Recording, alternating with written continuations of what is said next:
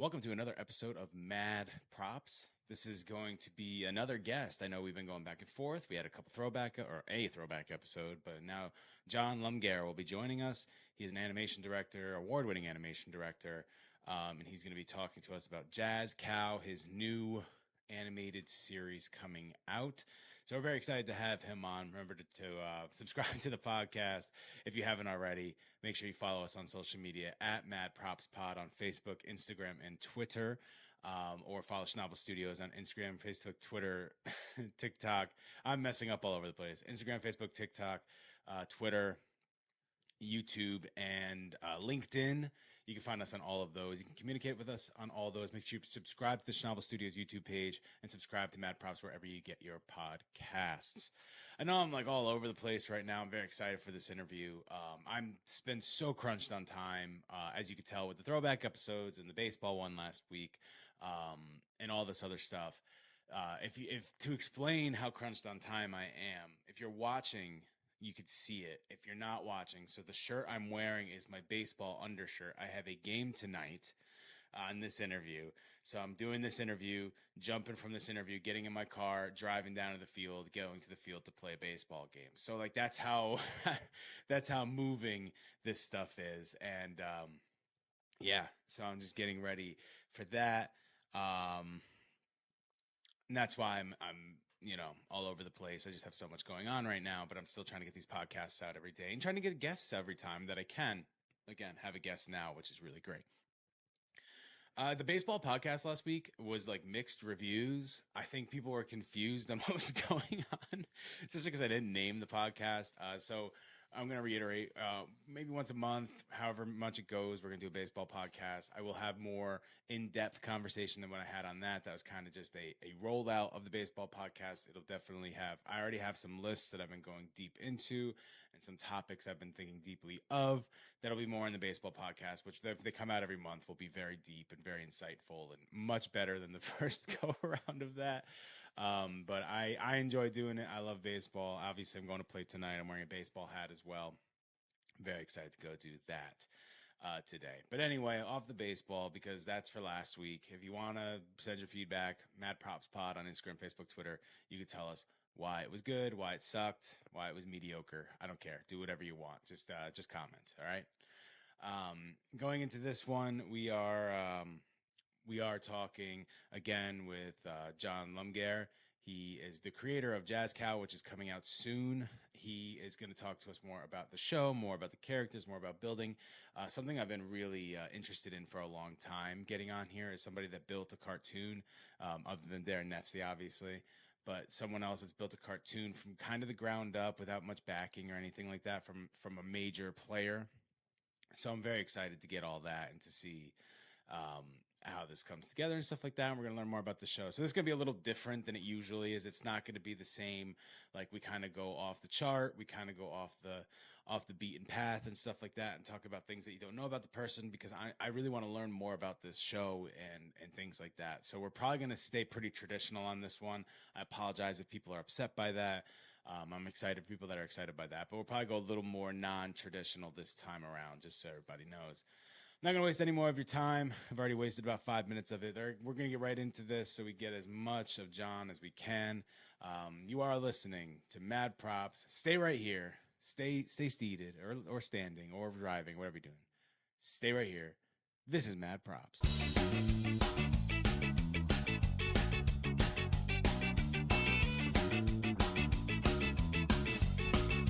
I'm John Lumgair. Let's start the show.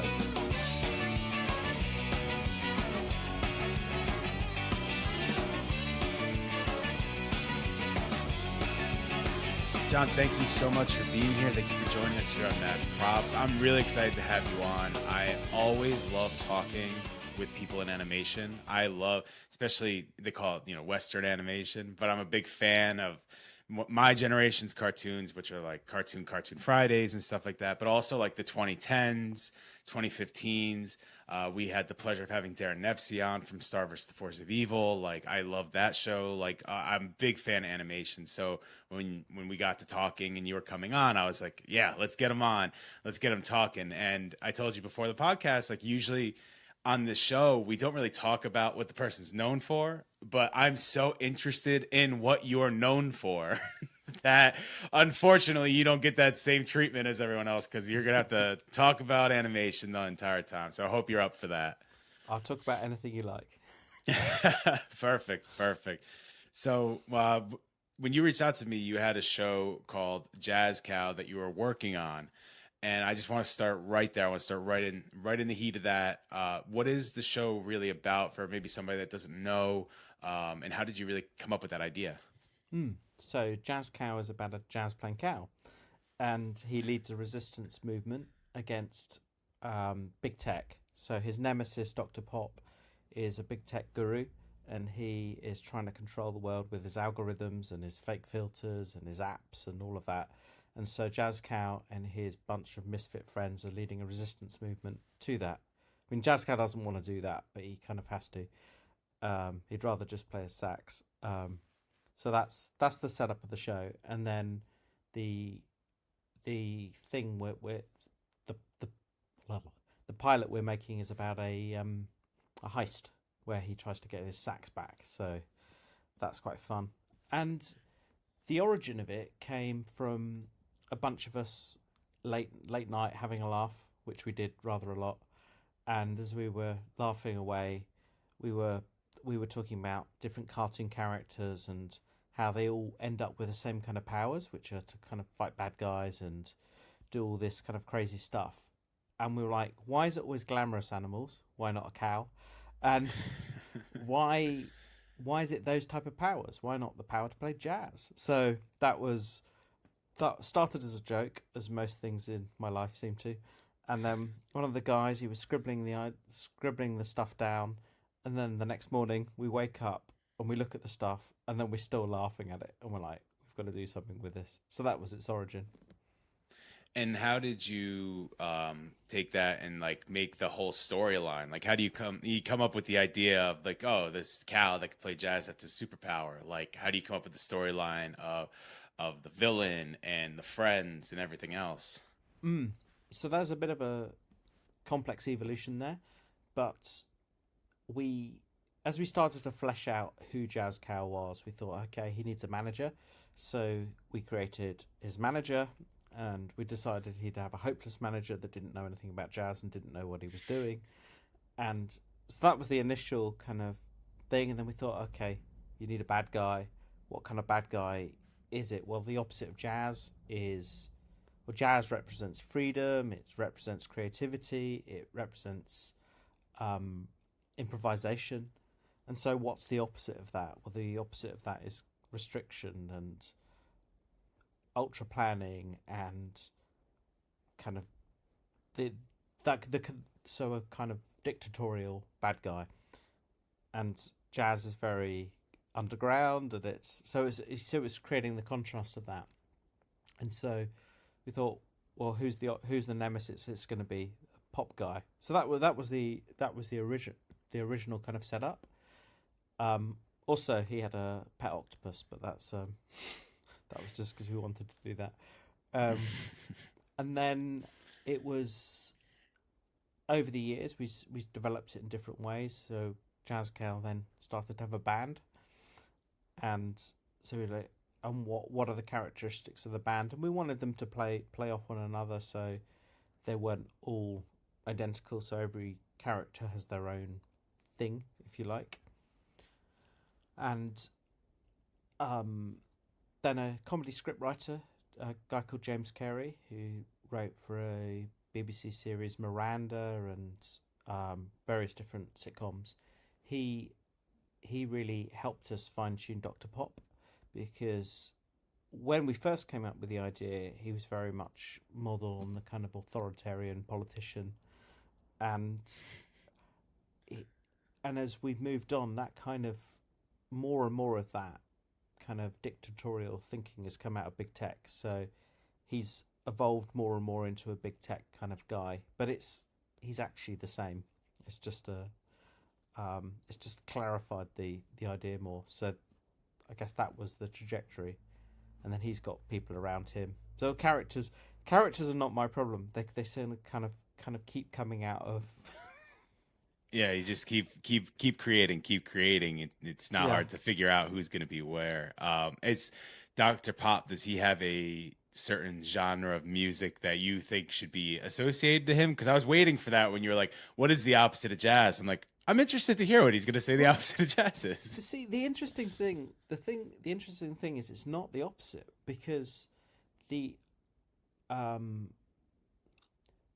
the thing that is going to most irritate people who are into jazz is fake jazz rather than something that's the complete opposite. It's not like um so it's the kind of muzak, the elevator music.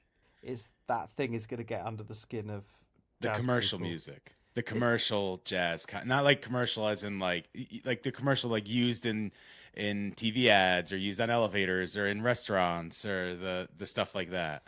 and I guess and now it's the AI version of that. So it's interesting that Spotify, if you put in jazz into Spotify, they'll give you a few genuine, legit pieces of jazz, and then they'll start padding out the rest with AI generated nonsense. And they're doing that with every genre because they don't have to pay license fee for that. So they Yeah. and it's that's the thing that Dr. Pop is about. He's about the easy to consume, non-offensive, um, rather than the oh I better listen to this because this is actually going to challenge me and stretch me. It's Yeah. Almost like the easy buck kind of thing. Like this is the mm, easy route to take. This is the way that's going to get the most eyes. This is how I'm going to be able to be the most successful instead of the most creative mm, in a way to put that, right? yeah, exactly. Yeah. Um so Dr. Pop and Jazz Cow are enemies in this then. So without giving out too much of the story, because I don't want Mm. to give out much of the story at all, how do these two like meet? How do they intertwine? Like how does Jazz Cow having the power of jazz help with this media mogul, this AI mogul over here? Like what brings them together? So the media mogul, Dr. Pop, he wants to control the whole world, and there's this one place within pop world, the Bohemian Quarter, which is where Jazz Cow lives, and that's a kind of like Vichy France. It's kind of semi-free. It's semi-autonomous. No one quite knows. It's there's lots of dodgy dealing going on there. Lots of backstabbing and all the stuff you'd find in Casablanca, basically. and and Doctor Pop wants to kind of just take over all of that. He wants to take over all the independent stores. He wants to remove all the jazz clubs. He wants it all gentrified in his with his steel and glass buildings, and that's that's the world he wants to create. And so Jazz Cow just wants to sit and play a sax and hang out with his friends and watch the sunset or whatever. And that's not an option. Well, that's increasingly not an option as Dr. Pop is trying to force his apps on the people. So to Dr. Pop, jazz is an irritant, Jazz Cow's an irritant, and to Jazz Cow, Dr. Pop's someone that's muscling in on his little Yeah. world that he's quite happy Trying to with. trying to take over his music, trying to change his genre, and he Mm, doesn't like that. yeah, and they have a bit of history together. Um, but the other something occurred to me and it's jumped out of my head. All good, all good. So if you come back to it, just stop in the middle and be like, "Ah, I got it." We'll go right back to it.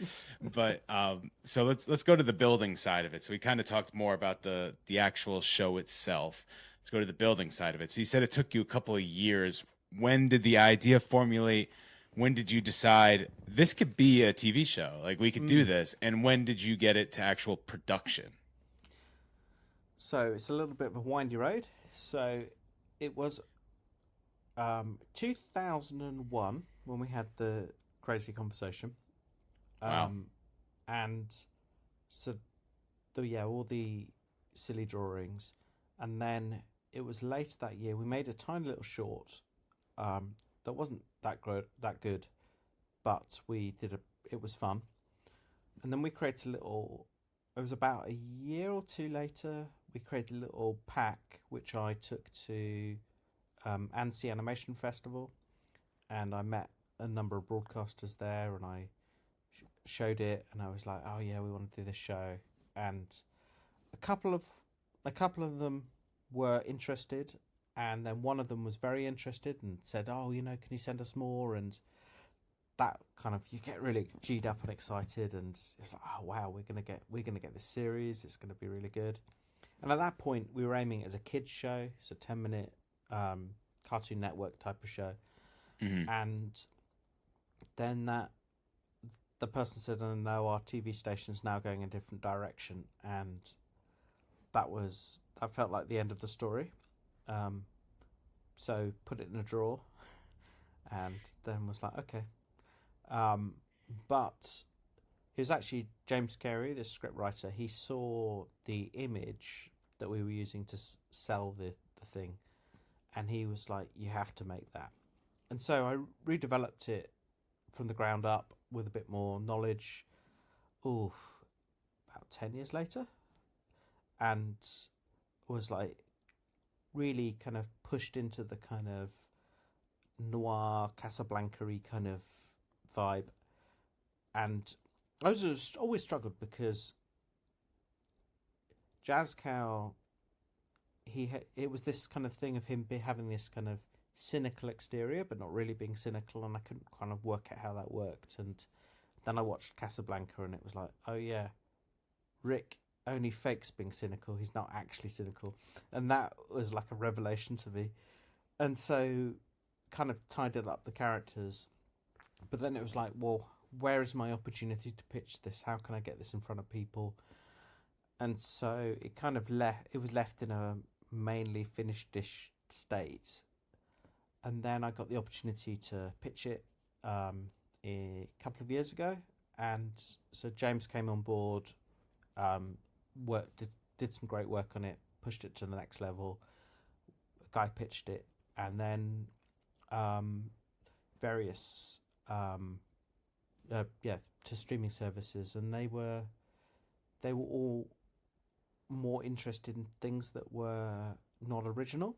So they wanted stuff based on books or games or comics and stuff. Yep. So the feedback we got was, "Oh, you could write a book," and I was like, "I could write a book, but this isn't a book." Other things are books, but this isn't a book. This is very much a, and by this stage it become a proper sitcom for adults, like a 20-minute 20-minute series. And so we were like, "Oh, what do we do next?" And so we were talking about what to do, and James was like, "Why don't we put it on Kickstarter? Why don't we push it that direction?" And I was like, "I don't really want to do that. I really don't want to be it's a whole nother world of skill set of trying to figure out how to do that, get an audience. Ugh, it just doesn't appeal to me." But I really want to make this, and I've got to do what I can to make this. So I've got to keep going. So then started working on figuring out how Kickstarter works, and that's how I've got to this position. Yeah, because it's funny you say the Kickstarter thing, because when I saw that's where you were bringing it, there was two things that popped in my head. Is like, one, what happened that you didn't go to a streaming service, because a lot of the stuff goes to the streaming service. So now I know they're looking the IP thing. Listen, we can get into a whole other conversation. I feel like I've gotten into a conversation about the IPs with almost every guest in the last 10 episodes, because it's crazy how much IPs are more important than original story. And we talk about, I've talked about it with people that are in the acting and world and stuff. I've talked with the guy that draws Deadpool came on, and he talked about like, Wow. there are people in the comic book industry that literally write comics with the purpose of them to become movies. Like that's the only reason they write it, and it kind of loses originality because you're just trying to pop. Every page has to pop, so they pick it up with one issue. So that could be a whole other conversation of how much it's crazy how creatives are being blocked in that way. It's But got when to I saw swing back. it's got to swing back, right? Like eventually people are going to get you're already seeing it. You know, Star Wars fatigue, you see the Marvel fatigue, you see DC fatigue. You're seeing the fatigue happen over and over and over. So it makes sense that like it would swing back around eventually to actual real creative stuff that's original and new, and you can't find the story anywhere. That's another thing that kind of stinks. If you can find the story in a book or a comic or something like that, like then you know the ending. Really, you have to change the ending, and then now as a writer of that, like, am I going to make the ending as good as I did in the book? Like, are people just going to hate it because the book was better? Like, there's all different kinds of things that like just combine together to make it so it's going to swing back. I believe that too. I believe it's going to swing back around. I don't know when, I don't know how, but I think you're going to start seeing a lot more original. I think you're kind of seeing it in movies now. There's still a lot based on books, and there will always be based on books, but you're seeing more original screenplays coming out and stuff like that. So there's my little soapbox rant for you right there. You brought up IPs. You brought up the right topic. Barbieheimer. Kind of. Yeah, Barbieheimer, exactly.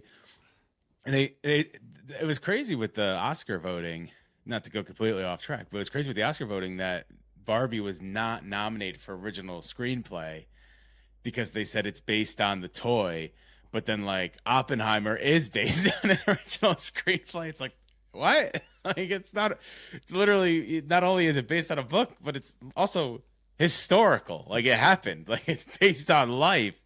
Like, Barbie was a story created. Like, there's not actual Barbie land. Like, you can't actually go there. But yeah, oh, sorry if I just ruined that for you. But I just thought that was funny that they didn't even nominate it for that when it's the most original out of the original screenplays. But anyway, soapbox and all. So going back for Kickstarter. So I saw Kickstarter, and I was curious about how you even got into Kickstarter, because you don't really see a lot of people push Kickstarter as much as, like, what was it, 10 years ago? I feel like all projects were you saw big celebrities putting their projects on Kickstarter, crowdfunding sites.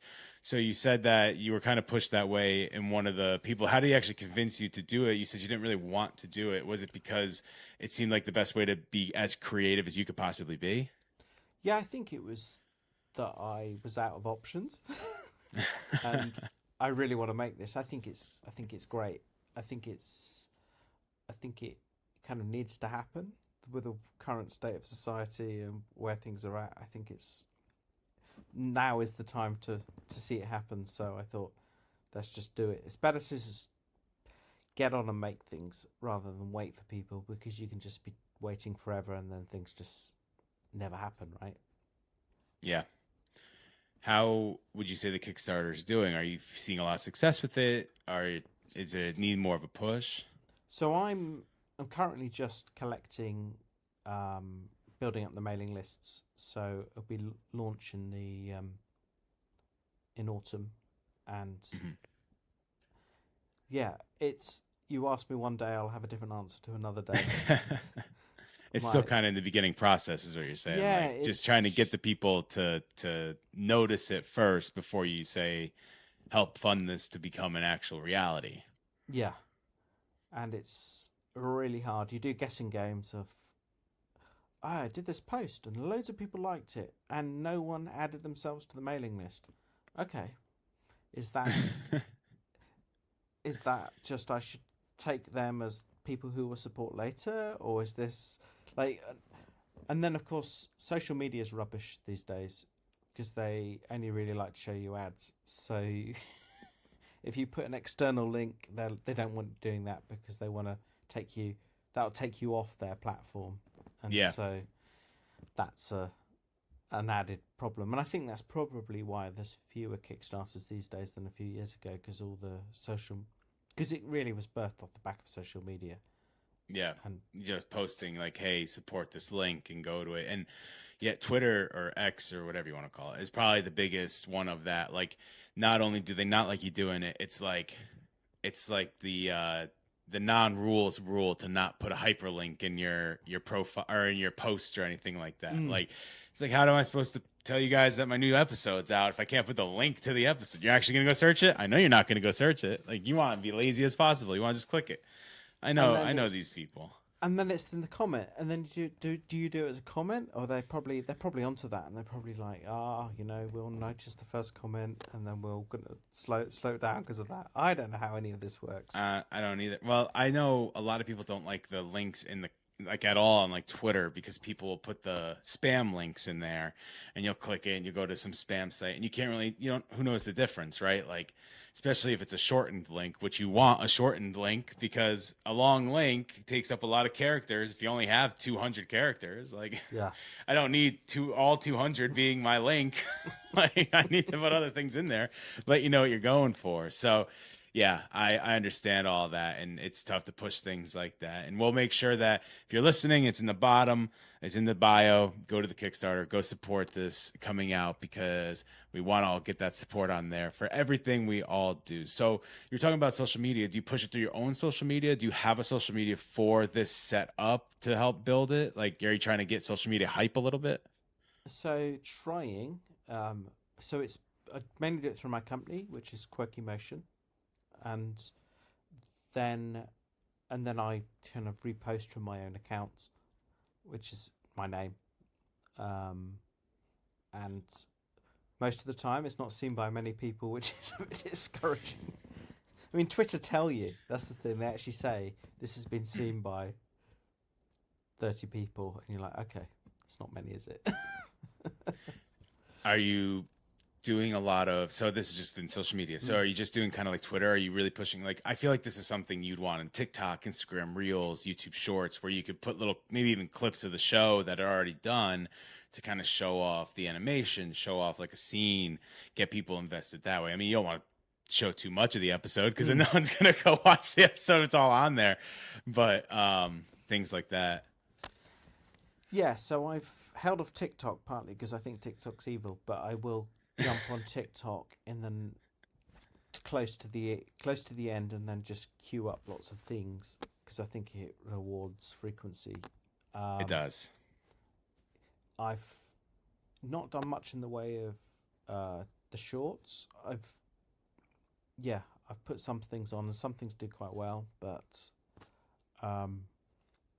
the problem with animation is, if it's not good, then people will write off the whole thing. So when you've got like test shots, you don't want people to think that's what it will look like, because that's only a test shot or whatever. So that's one of the big challenges.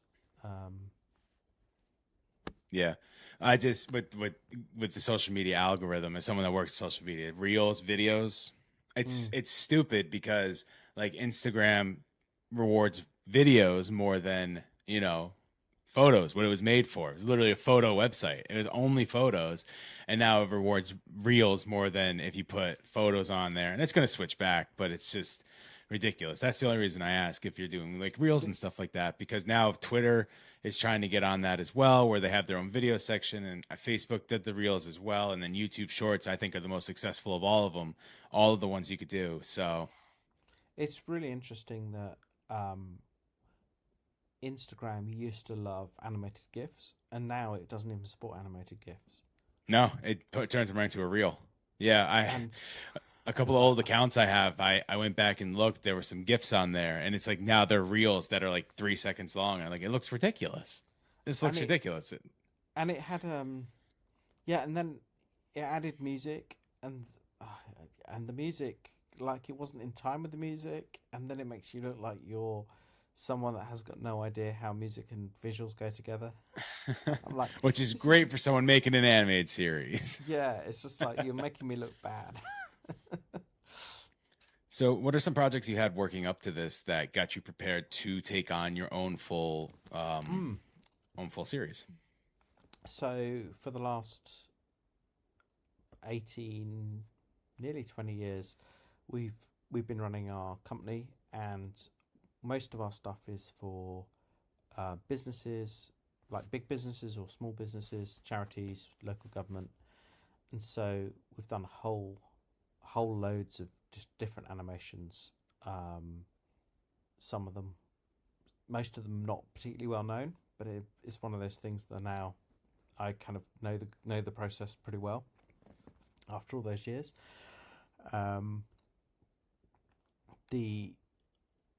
I've done some short things that were serial things. There was so it's just a whole range of things over a long period of time. but And most of that's where it's you made been made a lot of the connections that you've gotten as well. Because I saw you have some people that have worked on some pretty big projects, yes, storyboard artists that have worked on some pretty big projects. It all came through this animations, your animation company making these different things. yes, and people you meet along the way, and you're yeah the you click. They do you do something with them, and you're like, oh yeah, I want to work with you again. Um, and this is the kind of thing that people like to work on. So it's easier to get people to work on this than some boring corporate thing. So you have this. So the Kickstarter is only for the pilot. It's not for the series, Yeah. correct? It's just the pilot episode. Is that the full funding, or is your company funding it, and then that's going to kind of be retaken to help fund for the rest of what you're doing? Yeah, so it's going to be basically I won't pay myself through the things, so it would be enough to kind of get it over the line, but it'll be my company subsidizing a lot of things, including my time. Yeah, and people you hire on, and voice actors and actresses and musicians. I'm sure that you don't want to pay for that out of pocket because you'll go broke because there's so much you have to pay for to get into animation and do all that stuff. So the pilot comes out in autumn, and it's for the viewing world. What do you want to take from this? Are you hoping it gets picked up? Are you hoping it gets noticed? Are you just want to get this story out there this badly that you just want to release it? Are you going to take it off Kickstarter and put it like on YouTube or anything like that? Like what is the main goal of all this? So the main goal is to have um, a full pilot that people can watch and kind of go, oh yeah, I want to see more of that. So that would be taken to streaming services and stuff.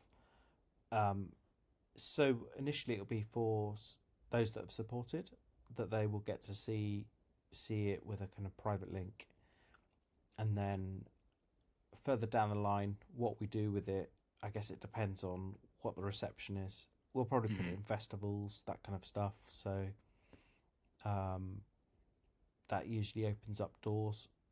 Um, so yeah, that's the kind of direction we want to go.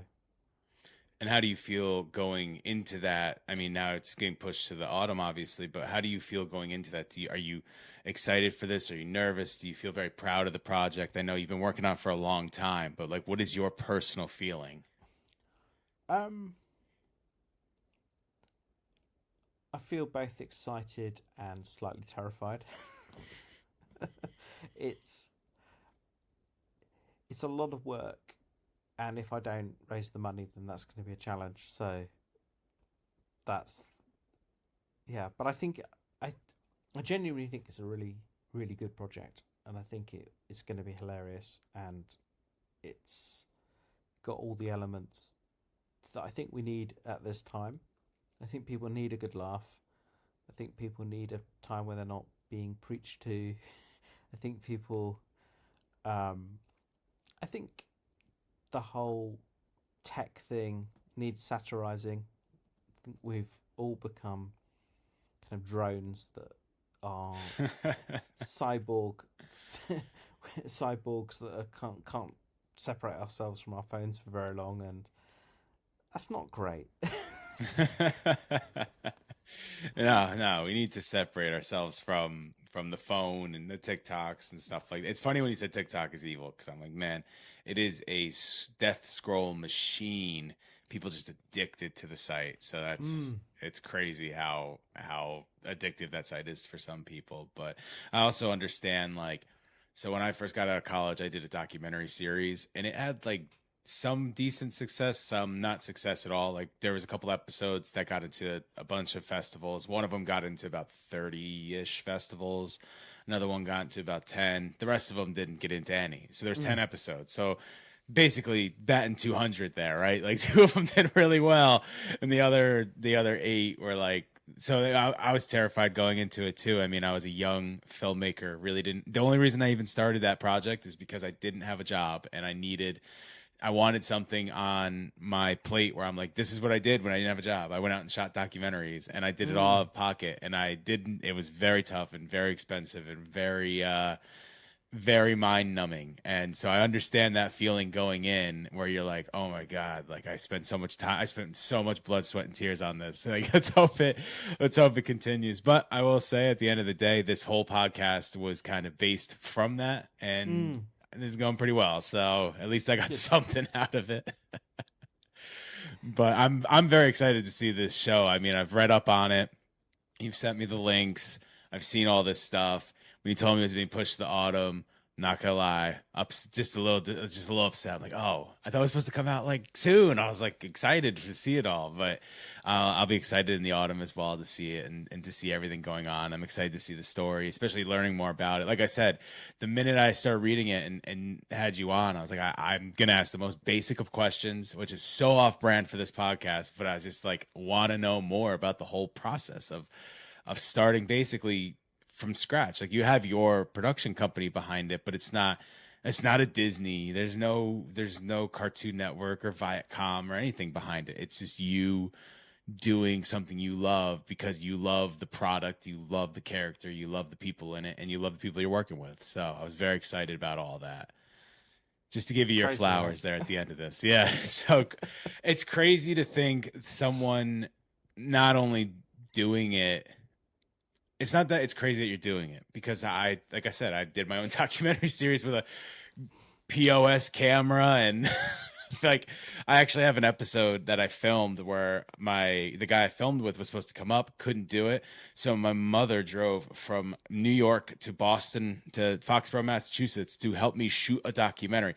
Mind you, never ran a camera or anything, no production background whatsoever. Came out and shot it because that's kind of what you got to do, right? You just got to find the people that are going to support you and help you as much as you can, and that's who we had at the time. So I Yeah. totally understand like doing something crazy like that, but the thing that's crazy to me is how successful you were of getting through it and getting the animation, getting the characters, getting the actors, getting the song, getting the musician, like all that stuff that you're going through now or have gone through. Like that's the thing that's crazy is like not I don't think crazy is the right word for it. Impressive to me. That's the word. That's the thing that's impressive to me. I kept using crazy because you said crazy. I'm like, yeah, so that's not what I'm thinking. I think it's like But how impressive it is for you to go through all that.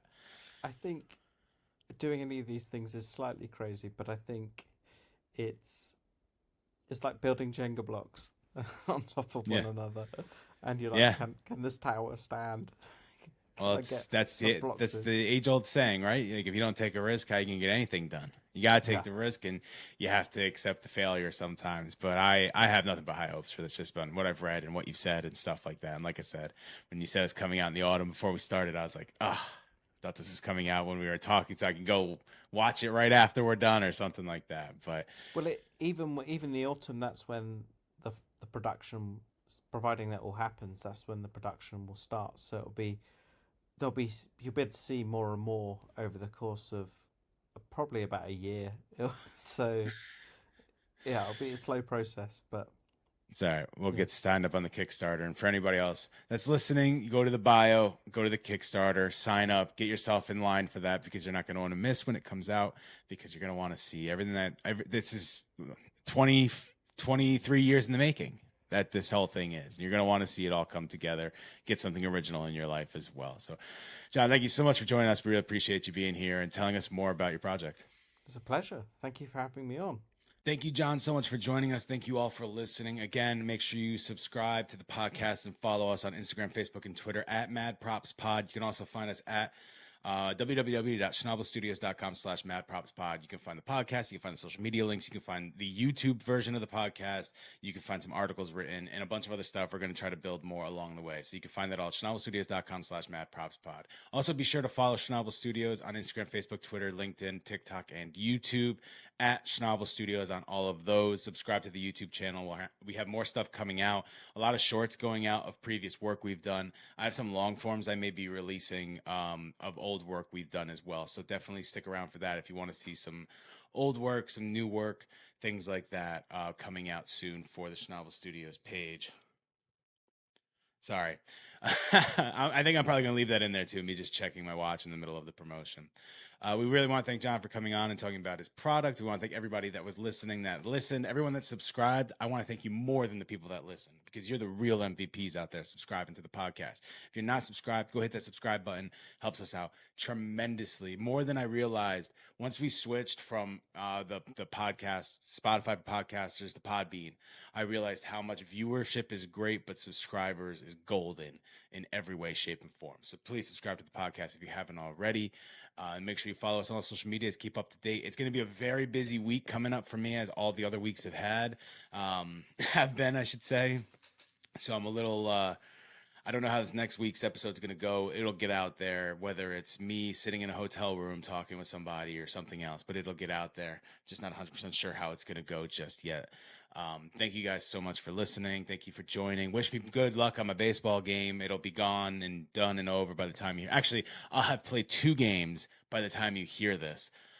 So if you want to know how that is, if you comment and say, hey, how'd you do on your game this week? Maybe I'll give a update on how I did or something like that. If I do well enough to give an update, who knows? We'll see. Maybe I'll just put in the next baseball episode. I don't know. Make you guys listen to that if you're really interested in it. Anyway, thank you, John, for joining. Thank you all for listening. Make sure you subscribe to the podcast, and we appreciate you being here. We'll see you next week right here on the Schnabel Studios feed and the Mad Props feed. This has been Mad Props. Deuces. See you later.